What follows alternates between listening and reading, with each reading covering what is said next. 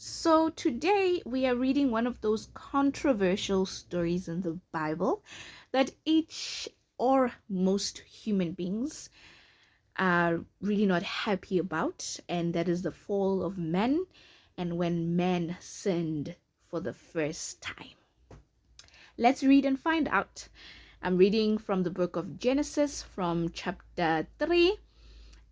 I'm actually going to be reading the entire chapter 3 from verse 1.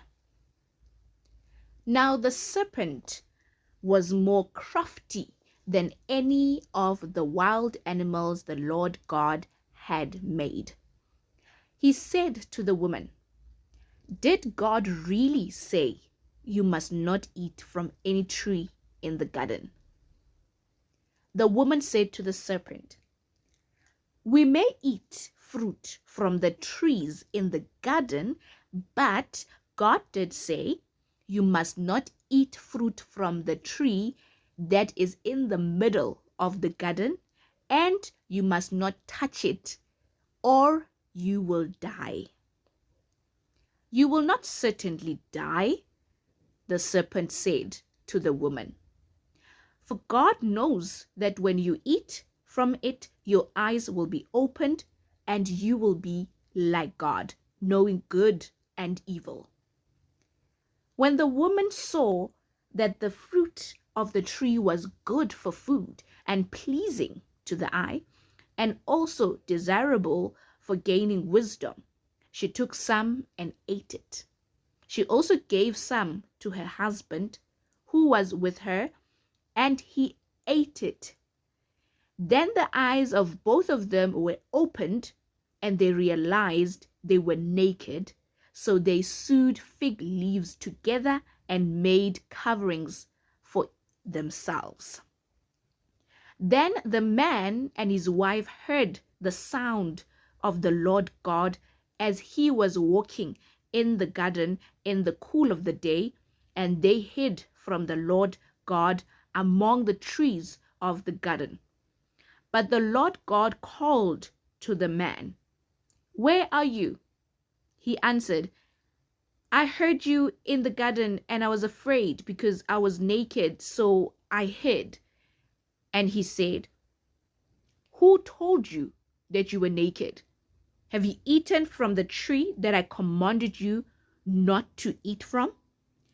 The man said, "The woman you put here with me, she gave me some fruit from the tree, and I ate it." Then the Lord God said to the woman, "What is this you have done?" The woman said, "The serpent deceived me, and I ate."